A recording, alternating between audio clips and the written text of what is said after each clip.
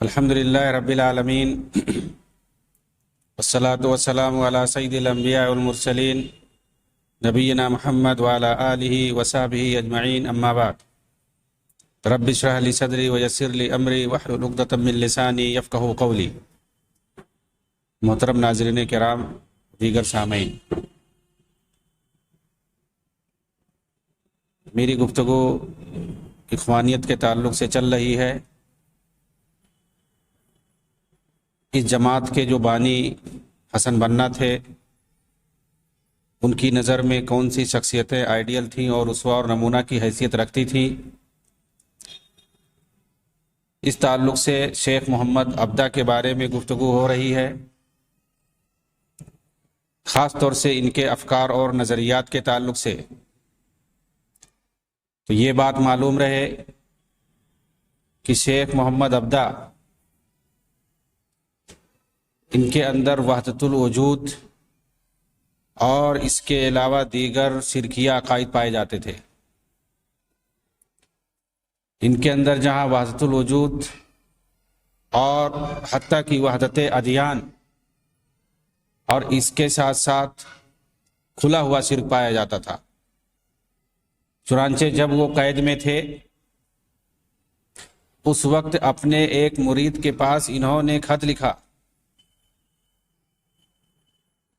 اس کے الفاظ دیکھیے، وہ کیا لکھتے ہیں: ودارت الافکال افلاک دورت العکس ذاہبتاً بنیراتها الى عوالم غیر عالمنا هذا فولى معها آلهة الخیر اجمعین وتمخضت السلطہ لآلهة الشر۔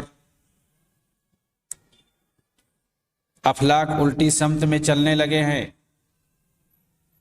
اب وہ دوسرے عالم میں جانا چاہتے ہیں، اسی کے ساتھ خیر کے سارے معبود چلے جائیں گے اور صرف شر و فساد کے معبودوں کی حکومت ہوگی۔ سید رشید رضا نے ان کی سوانح عمری پر جو کتاب لکھی ہے تاریخ الوسطاذ الامام، اس کے اندر انہوں نے اس کو ذکر کیا ہے بغیر کسی تعلیق کے، بغیر کسی تبصرہ کے۔ ظاہر ہے اگر شیخ نے ایسی باتیں یقین و اعتقاد کے ساتھ کہی ہیں تو یقیناً یہ کفر صریح ہے، لیکن اگر مجازی معنی میں ہیں تو بھی کسی طور ایک مسلمان کے لیے ایسا کہنا درست نہیں ہے، بلکہ اسے شرک و بدعت پر محمول کیا جائے گا۔ تعجب ہے سید رشید رضا نے اسے یونانی خرافات کی حکایت پر محمول کیا ہے۔ اسی طرح ایک جگہ اپنے استاذ افغانی کے پاس انہوں نے خط لکھا جس کے اندر وہ تمام صفات موجود ہیں جو صرف اور صرف اللہ رب العالمین کے لیے جائز ہیں، کسی مخلوق کے لیے درست نہیں ہو سکتے ہیں۔ شیخ محمد عبدہ نے اپنے استاد جمال الدین افغانی کے پاس جو خط لکھا اور اس کے اندر ان کے لیے جو صفات استعمال کیے، جن اوصاف سے انہیں متصف کیا ہے، پہلی بار اگر آپ پڑھیں گے تو ایسا لگے گا کہ کوئی بندہ اپنے معبود سے خطاب کر رہا ہے، مخاطب ہو رہا ہے، کوئی نبی اپنے خدا سے مخاطب ہو رہا ہے۔ چنانچہ وہ کہتے ہیں ایک جگہ: لیتنی کنت اعلم ماذا اکتب الیک وانت تعلم ما فی نفسی کما تعلم ما فی نفسک۔ یہ کیا ہے؟ ان میں غیب، جس طرح سے آپ جانتے ہیں جو کچھ آپ کے دل میں ہے، اسی طرح سے آپ کو یہ بھی معلوم ہے جو کچھ میرے دل میں ہے۔ صنعتنا بیدیک، آپ نے دونوں ہاتھوں سے اپنے مجھے بنایا ہے۔ آپ پڑھتے چلے جائیے پورا رسالہ ان کا، ان تمام صفات کا انہوں نے استعمال کیا ہے جو صرف اور صرف اللہ کے لیے ہونا چاہیے۔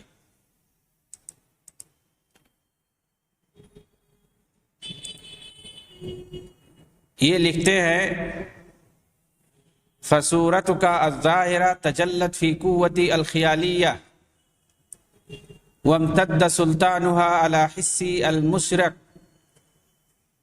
وهي رسم الشهامة وشبه الحكمة وهيكل الكمال فإليها ردت جميع محسوساتي وفيها فنيت مجامع مشہوداتی.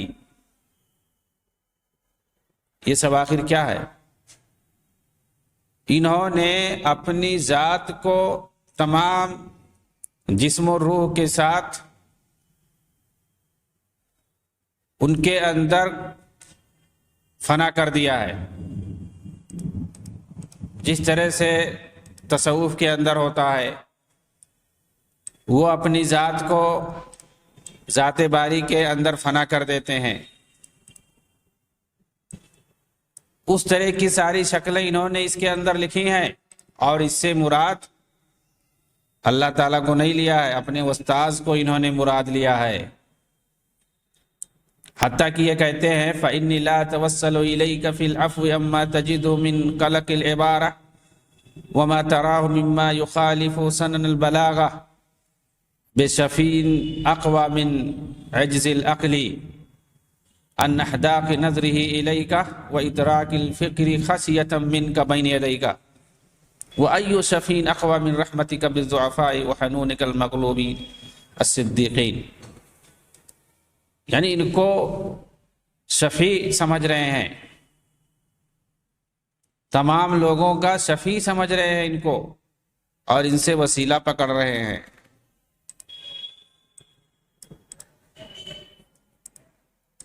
وَأَمَّا مَا يَتَعَلَّقُ بِنَا فَإِنِّي عَلَى بَيِّنَةٍ مِّنْ أَمْرِ مَوْلَايَ وَإِنْ كَانَ فِي قُوَّةِ بَيَانِهِ مَا يُشَكِّكُ الْمَلَائِكَ فِي مَعْبُودِهِمْ وَالْأَنْبِيَاءُ فِي وَحْيِهِمْ ولكن ليس في استطاعته أن يشك نفسه في نفسه ولا أن يقنع عقله إلا بالمحالات وإن كان في طوعه أن يقنع بها من أراد من الشرقيين والغربيين.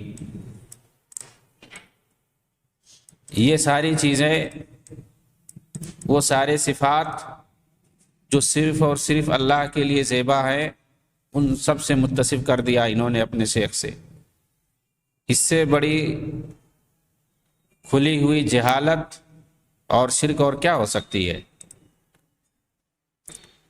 5 جمادی الاولیٰ 1300 ہجری کی تاریخ میں شیخ محمد عبدہ نے اپنے استاذ جمال الدین افغانی کو ایک لمبا خط لکھا تھا،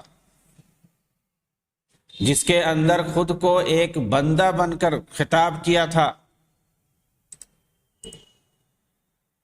اور اسی کے اندر جو فقرات انہوں نے استعمال کیے اس کی یہ چند مثالیں تھیں، جس سے ظاہر ہے کہ کسی مخلوق کے بارے میں ایسا عقیدہ رکھنے والا جو عقیدہ صرف خالق کے بارے میں ہو سکتا ہے، ظاہر ہے وہ کبھی بھی صحیح عقیدے پر نہیں ہو سکتا ہے. سید رشید رضا نے اس پورے مراسلے کو اپنی کتاب کے اندر نقل کیا ہے، تاریخ الاستاذ الامام کے اندر. یعنی شیخ محمد عبدہ کی جو سوانح انہوں نے لکھی ہے اس کے اندر اس پورے مراسلے کو نقل کیا ہے. ہاں، اس مراسلے پر انہوں نے تعجب کا اظہار کیا ہے. چنانچہ اس مراسلے کو نقل کرنے کے بعد انہیں کہنا پڑا کہ شیخ کو جس وقت مصر سے بیروت جلا وطن کیا گیا تھا، اس وقت انہوں نے سید جمال الدین کے پاس ایک خط لکھا تھا جو کہ بہت ہی عجیب و غریب ہے. اتنا کہا انہوں نے کہ یہ خط بہت ہی عجیب و غریب ہے، بلکہ اسے شاذ اور نادر کہا جائے تو بہتر ہوگا. شیخ اپنے استاد جمال الدین کو ایسے صفات سے متصف کرتے ہیں جو کہ صرف صوفیوں اور وحدت الوجود کے قائلین ہی کے یہاں پائے جاتے ہیں. یہ یہاں پر ایک نکتہ ہے، میں آپ کو بتانا چاہتا ہوں کہ یہ جو شیخ رشید رضا کہتے ہیں کہ اس طرح کی بات وہی کہہ سکتا ہے جس کے اندر وحدت الوجود کا عقیدہ پایا جاتا ہو. مطلب یہ کہ ایک خالق کی جو صفات ہے، رب العالمین کی جو صفات ہیں، ان صفات سے ایک مخلوق کو متصف کیا جا سکتا ہے صوفیوں کے نزدیک، جو وحدت الوجود کے قائل ہیں۔ کیوں؟ اس لیے کہ ان کے یہاں خالق اور مخلوق سب ایک ہے، نعوذ باللہ۔ ان کے یہاں جو مخلوق ہے وہ خالق بھی ہے، کیونکہ اللہ ہر چیز کے اندر موجود ہے ان کے کہنے کے مطابق، ان کے عقیدے کے مطابق۔ تو یہ صوفی جو ہوتے ہیں اپنے شیخ کے اندر رب کا تصور کرتے ہیں۔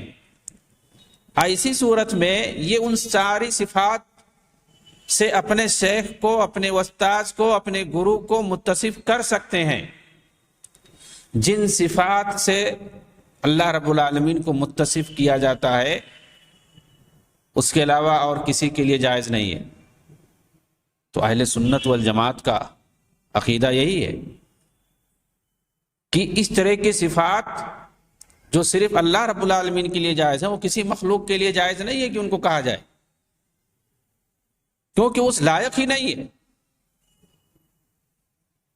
وہ بندہ ہے، مخلوق ہے۔ رب العالمین جو کہ خالق کائنات ہے، اس کی صفات کو کیوں کر متصف کیا جائے گا؟ لیکن ان کے یہاں جائز ہے۔ اسی کی طرف انہوں نے اشارہ کیا ہے کہ یہ تو ایسے صفات ہیں جو کہ صرف صوفیوں اور وحدت الوجود کے قائلین کے یہاں پائے جاتے ہیں۔ وہ اپنے شیخ کو، وہ اپنے استاذ کو اس طرح کی صفات سے متصف کرتے ہیں۔ تو ارے بھائی، وہ کیا صوفی نہیں تھے؟ صوفیانہ عقائد کیا ان کے پاس نہیں تھے جو اس طرح سے تعجب کا اظہار کر رہے ہیں؟ جو شرک اور کفر صوفیوں کے یہاں پایا جاتا ہے، حلول اور وحدت الوجود کی وجہ سے وہ سارے صفات، وہ ساری گھٹیا صفتیں یہ شیخ محمد عبدہ کے اندر پائی جاتی تھی۔ اس میں تعجب کی کون سی بات ہے؟ ان کو مصر کے اندر سید رشید رضا کو سلفیوں کا امام تصور کیا جاتا تھا، اور ان کے شیخ اس طرح سے تھے، اور انہوں نے کوئی اس پر نہ رد لکھا، نہ اس پر تبصرہ کیا، نہ ان کو یہ کہنے کی جرات ہوئی کہ یہ غلط ہے، یہ شرک ہے، یہ کفر ہے، اس طرح نہیں کہنا چاہیے۔ تعجب کا اظہار کر رہے کہ یہ صفات کیسے انہوں نے اپنے استاذ کو متصف کر دیا ان صفات سے، جو صفات کی صرف صوفیوں کے یہاں پائے جاتے ہیں۔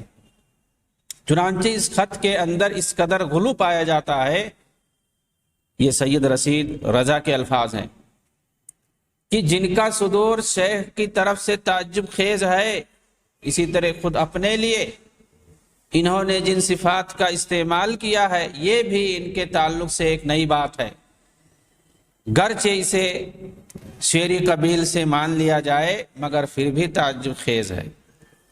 یعنی انہوں نے گویا صرف تعجب کا اظہار کیا ہے اور یہ بتلانے کی کوشش کی ہے کہ اس کو شعری قبیل سے مان لیا جائے۔ مطلب شعر کے اندر شعراء کے لیے بہت کچھ جائز ہو جاتا ہے اور اس کو کہہ دیتے ہیں کہ اس سے استعارہ ہے، کنایہ ہے، مجاز ہے، اس طرح سے مراد لے لیتے ہیں، اس سے خالق حقیقی مراد نہیں ہے، مجازی مراد ہے۔ تو یعنی شعراء کے لیے جو ہے اس طرح سے تعویل کر لیتے ہیں۔ تو بھائی یہ تو شعر ہے نہیں، انہوں نے تو نثر میں لکھا ہے، تو یعنی انہوں نے اس کی تعویل کرنے کی باقاعدہ کوشش کی ہے، اس کو غلط ثابت کرنے کی کوشش نہیں کی ہے، نہ اس پر رد لکھا، نہ نقد کیا۔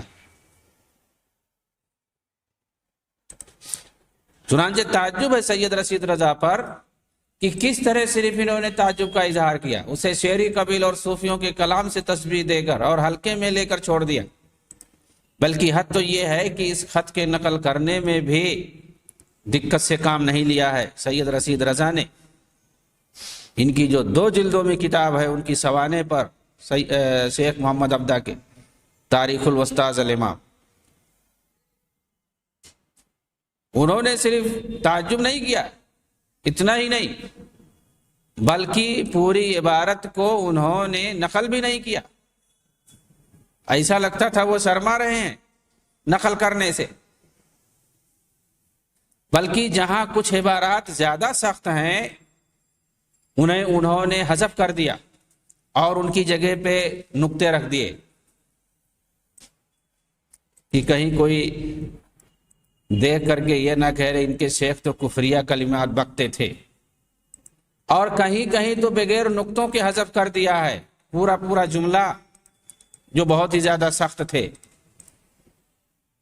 اس سے کہیں زیادہ گمراہ کن عبارتیں ایک دوسرے خط میں ہیں. آئیے، جنہیں شیخ محمد ابدا نے اپنے استاد سید افغانی کو 8 شعبان 1300 ہجری میں لکھا تھا، جسے بہت ہی غور سے پڑھنے کی ضرورت ہے. وہ کیا لکھتے ہیں؟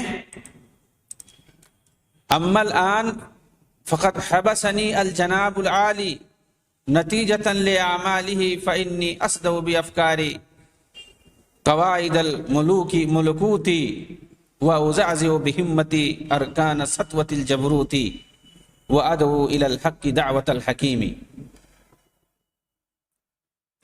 یعنی جو الفاظ، جو کلمات اللہ رب العالمین کے جناب میں ایک بندہ کہتا ہے، اس طرح کی بات انہوں نے اپنے شیخ کے پاس لکھا ہے انہیں خطاب کرتے ہوئے.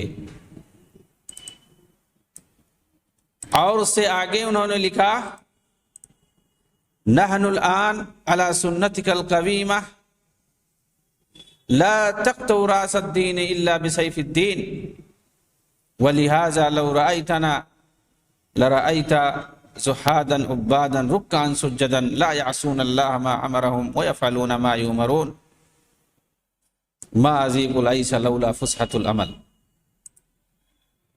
یہ آخری عبادت، یہ جو آخری عبارت انہوں نے لکھی ہے، کیا یہ باطنی دعوت اور ماسونی تحریک کی طرف اشارہ نہیں کر رہی ہے کہ کس طرح دونوں آدمی مل کر دشمنان اسلام انگریزوں سے مل کر بظاہر دیندار بن کر دین کی جڑ کاٹ رہے تھے، اور لوگوں کے ساتھ رکوع اور سجدہ کرنا محض ایک دکھاوا تھا تاکہ دین کو دین ہی کی تلوار سے کاٹا جائے. کہہ رہے ہیں کہ میں آپ ہی کے طریقے پہ چل رہا ہوں، عمل پیرا ہوں. نحن الآن علی سنتک القویمہ، آپ نے جو صحیح راستہ ہمیں سیدھا راستہ بتایا ہے میں اسی پر قائم ہوں. لا تقطع راس الدین الا بسیف الدین. وہ کون سا اصول اور قاعدہ تھا جمال الدین افغانی کا کہ دین کے سر کو دین کی تلوار ہی سے کاٹ سکتے ہیں؟ یہ بہت گہرا معنی رکھتا ہے اپنے اندر. یعنی اگر دین کو مٹانا ہے، لوگوں کے اندر سے دینداری کو ختم کرنا ہے کسی سماج سے، تو دین ہی کا استعمال کرو، دین ہی کے تلوار سے دین کو کاٹنا سیکھو. اس طرح کی بات انہوں نے لکھی ہے. اور جہاں تک شیخ محمد ابدا کے ماسونیت سے تعلق اور اس میں شمولیت اختیار کرنے کا تعلق ہے تو یہ تو نصف النہار کی طرح روشن ہے. اسے خود ان کے شاگرد رشید سید رشید رضا نے واضح کیا ہے اور کہا ہے کہ موصوف ماسونیت کے رکن ہی نہیں بلکہ اس کے سربراہ بھی رہ چکے ہیں. اسے تمام مورخین نے ثابت کیا ہے، اور ان کی ماسونی فکر نے جامع ازہر پر بہت ہی برا اثر ڈالا، اور انہی کی وجہ سے بہت سارے ازہری ماسونیت میں شامل ہوتے رہے ہیں. شیخ محمد ابدا استاد سید جمال الدین افغانی کے ساتھ عالمی ماسونی تحریک کی مجالس میں بھی شریک ہوتے تھے. آپ جمال الدین افغانی کے نمایاں اور بہت ہی قریب اور مؤثر شاگردوں میں شمار ہوتے ہیں. یہ سید رشید رضا نے لکھا ہے.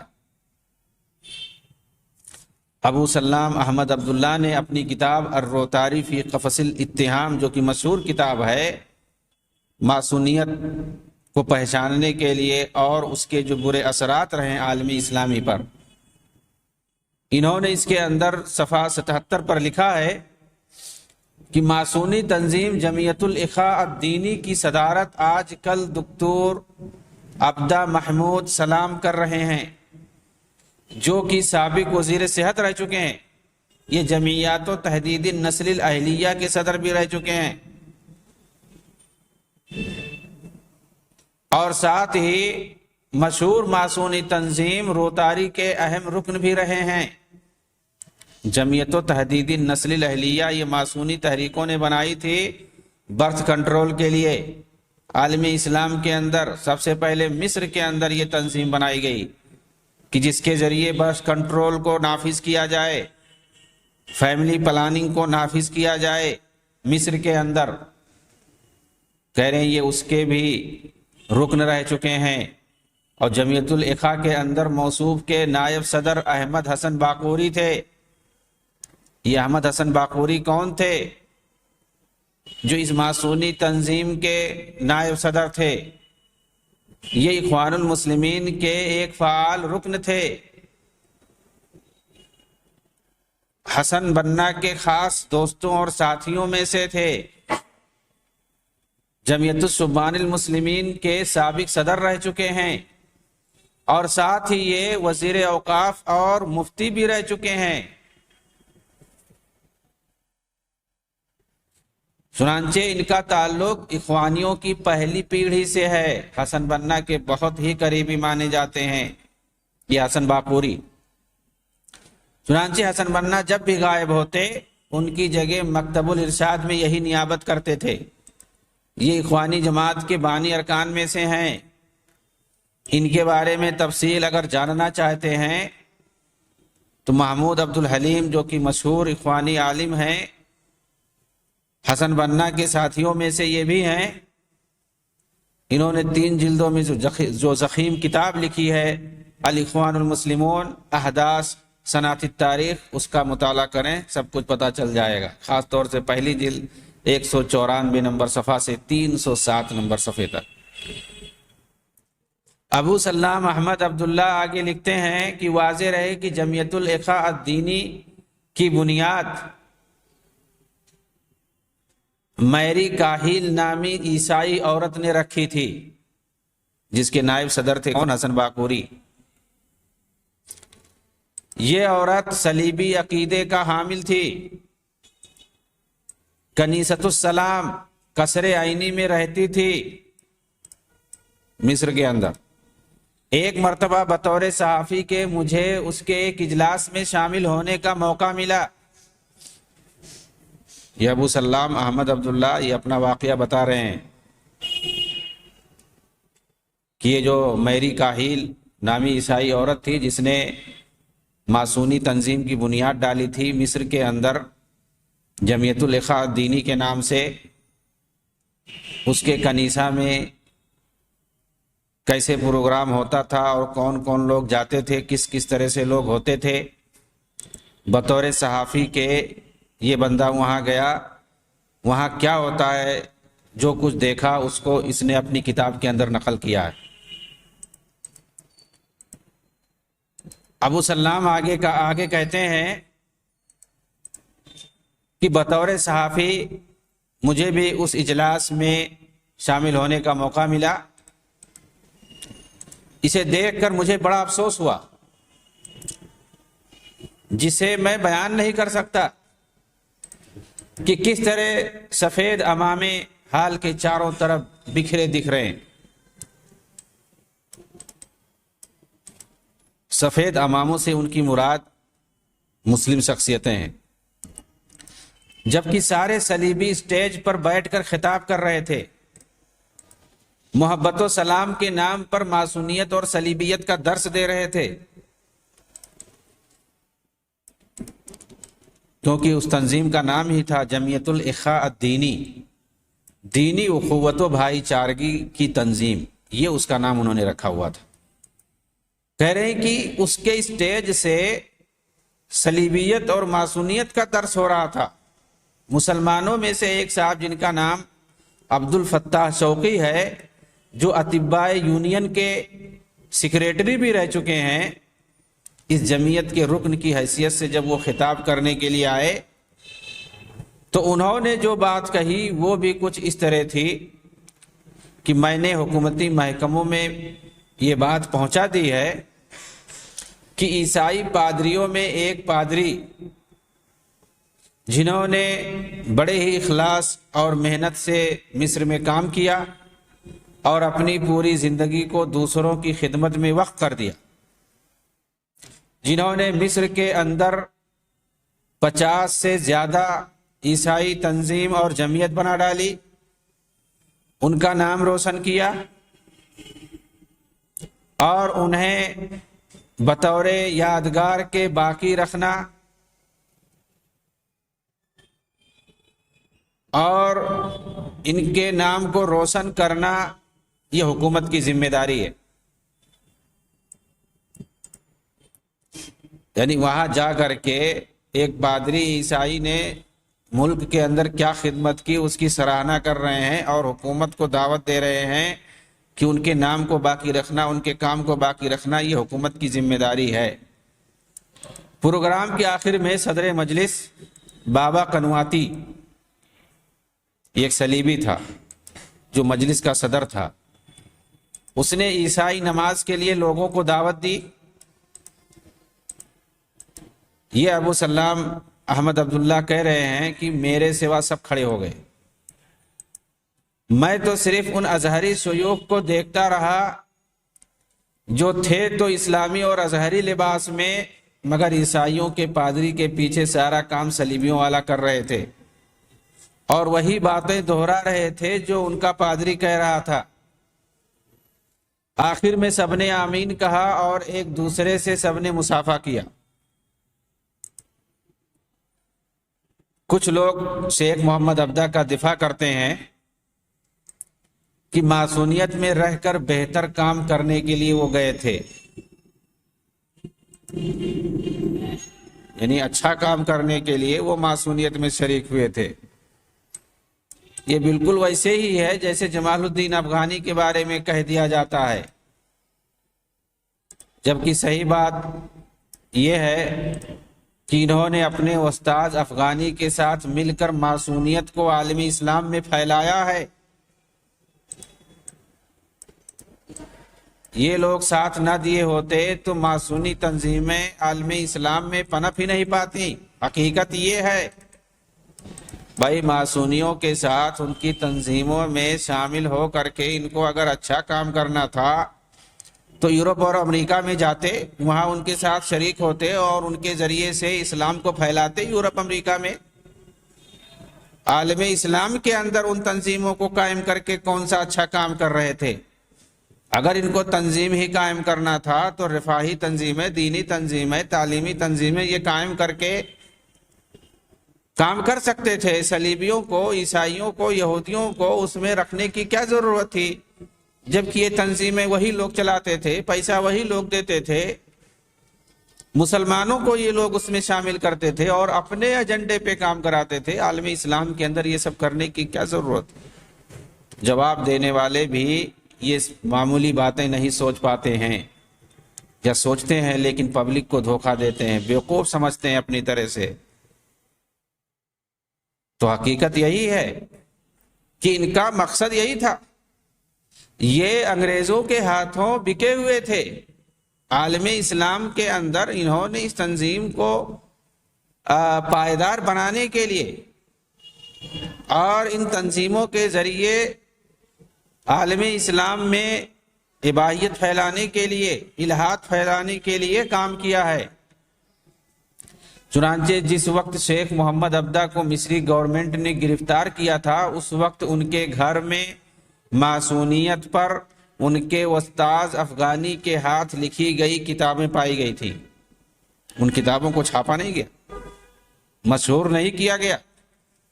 انہوں نے معصونیت کی فضیلت پر جو کتابیں لکھی ہیں اس کو شائع نہیں کیا گیا کہ کہیں جمال الدین افغانی کی اور زیادہ بے عزتی نہ ہو۔ ان کے مریدوں نے ان کو چھاپا ہی نہیں۔ جو حقیقت ہے اس کو نہیں بیان کیا جاتا ہے، اس کو چھپا لیا جاتا ہے۔ مصطفیٰ صبری نے اپنی کتاب موقف العقلی والعلمی والعالم من رب العالمین و عبادت المرسلین، اس کی پہلی جلد صفحہ 144 میں جمال الدین افغانی اور محمد عبدہ کی دعوت کے بارے میں کہا ہے کہ ان دونوں کے کارناموں سے لگتا ہے کہ یہ اسلام کے اندر وہی رول ادا کر رہے تھے جو رول مارٹن لوتھر نے اور جان کیلوین نے عیسائیت میں ادا کیا تھا، اور وقت کے مطابق ایک نیا فرقہ پروٹسٹنٹ کا پیدا بھی کیا، لیکن ان دونوں کو کوئی نیا فرقہ تو پیدا کرنے کا موقع نہیں مل سکا، البتہ الہاد اور معصونیت کی مدد سے مسلم نوجوانوں کی فکر پر ضرور گہرا اثر ڈال دیا۔ اس طرح کی بات ان کے بارے میں لکھا گیا ہے۔ آپ سمجھ سکتے ہیں کہ جمال الدین افغانی اور محمد عبدہ کے ذریعے سے عالم اسلام کے اندر کس قدر الہاد اور اباحیت کو پھیلایا گیا ہے۔ آخر مارٹن لوتھر نے اور جان کیلوین نے عیسائیت کے اندر 16ویں صدی میں کون سا کارنامہ انجام دیا تھا جن کی وجہ سے یہ پروٹسٹنٹ فرقہ ایک پیدا ہوا؟ ان کی وجہ سے عیسائیوں کے یہاں اباحیت پھیلی ہے، یہودیوں کے ساتھ مل کر کے عالم عیسائیت کا تیہ پانچا کر دیا گیا ہے۔ اس سے پہلے ان کے یہاں کفر و شرک اور ساری چیزیں بدعات اور خرافات پائی جاتی تھی، لیکن سماج کے اندر 16ویں صدی کے بعد جو اباحیت آئی ہے، جو انارکی پھیلی ہے اور جو بے حیائی آئی ہے، جو الہاد آیا ہے، وہ اسی فرقے کے بعد آیا ہے۔ اسی فرقے نے جب جنم لیا ہے، ان کا اثر رہا ہے۔ اس نے جو تشبیہ دی ہے ان دونوں کی، یہ کوئی معمولی تشبیہ نہیں ہے کہ ان دونوں نے مل کر کے عالم اسلام کے اندر وہی کام کرنا چاہا تھا جو کام مارٹن لوتھر نے اور جان کیلوین نے کیا تھا 16ویں صدی میں، 17ویں صدی میں۔ یہ الگ بات ہے کہ ان لوگوں نے عیسائیت میں اپنا ایک الگ فرقہ بھی بنا لیا اور ان کے بہت زیادہ مؤیدین بھی ہو گئے۔ چنانچہ میں آپ کو بتاؤں، اس وقت جو بڑی بڑی طاقتیں ہیں یورپ کے اندر، ان طاقتوں کے اندر انہی لوگوں کا ہاتھ ہے، اسی فرقے سے جو تعلق رکھتے ہیں، پروٹسٹنٹ فرقہ، جس نے یہودیت کے ساتھ مل کر کے صلح کیا ہے، جبکہ عیسائیوں سے بڑا دشمن یہودیوں کا آج تک کوئی نہیں تھا۔ ان لوگوں نے آ کر کے یہودیوں سے صلح کی ہے باقاعدہ، اور انہوں نے یہودیوں کو معاف کر دیا کہ عالم عیسائیت نے 2000 سال تک ان کو معاف نہیں کیا تھا۔ دنیا کا سب سے بڑا گناہ ان کے سر پہ ڈالا ہوا تھا، پروٹسٹنٹ فرقے نے آ کر کے ان کو معاف کر دیا، اور یہودیوں نے اس فرقے کے ساتھ مل کر کے یورپ اور امریکہ پر جس طرح سے اپنا قبضہ جمایا، سیاست پر، تجارت پر اور میڈیا پر، ظاہر سی بات ہے ان تین میدانوں میں اگر کوئی قبضہ جما لے تو کوئی انسان ہل نہیں سکتا ہے، اسی کے قبضے میں رہے گا۔ وہ چاہے امریکہ ہو، چاہے فرانس ہو، چاہے برطانیہ ہو، تینوں جگہوں پر سیاسی معاملات کو، تجارتی معاملات کو اور میڈیائی معاملات کو یہی پروٹسٹنٹ فرقہ دیکھتا ہے، سب پر انہی کا قبضہ ہے۔ اسی لیے یہودی ان کا بھرپور ساتھ دیتے ہیں، ورنہ عیسائیوں سے زیادہ بڑا دشمن یہودیوں کا کوئی نہیں ہے۔ یہ لوگ جو ساتھ دے رہے ہیں اسی وجہ سے دے رہے ہیں کہ پروٹسٹنٹ فرقہ جو ہے عیسائیوں میں، جو متشدد فرقہ جس کے اندر اباحیت ہے، انارکی ہے، بد اخلاقی ہے، بے حیائی ہے، ساری چیزیں۔ اس کے علاوہ جو دوسرے فرقے ہیں، چاہے وہ کیتھولک فرقہ ہو، آرتھوڈکس ہو یا اور دوسرے فرقے ہوں، ان کے یہاں وہ خرابی نہیں پائی جاتی ہے۔ جو بد اخلاقی، جو بے حیائی، جو مکر و فریب، ساری چیزیں پروٹسٹنٹ فرقے کے اندر پائی جاتی ہیں۔ انہوں نے تباہ کر کے رکھ دیا ہے۔ اور یہودیوں نے ان کا پورا ساتھ دیا. اور یہ مان لیجئے اسی طرح کے افکار و نظریات سے مسلمانوں میں بھی جو لوگ پائے جاتے ہیں ان کا بھی یہودی پورا ساتھ دیتے ہیں. ان کے ساتھ بھی وہی سلوک کرتے ہیں جو عیسائیوں کے اندر پروٹسٹنٹ فرقہ والوں کے ساتھ کرتے ہیں اور جن کی پکڑ ہے ان 3 میدانوں میں. آپ مطالعہ کریں گے ان ساری شخصیتوں کا جو قابض ہیں حکومتوں میں، تجارتوں میں اور اسی طرح سے میڈیا کے اندر، ان سب کا تعلق کسی پروٹسٹنٹ فرقے سے ہے.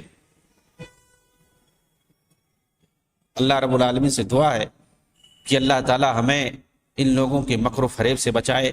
آمین. وآخر دعوانا ان الحمدللہ رب العالمین.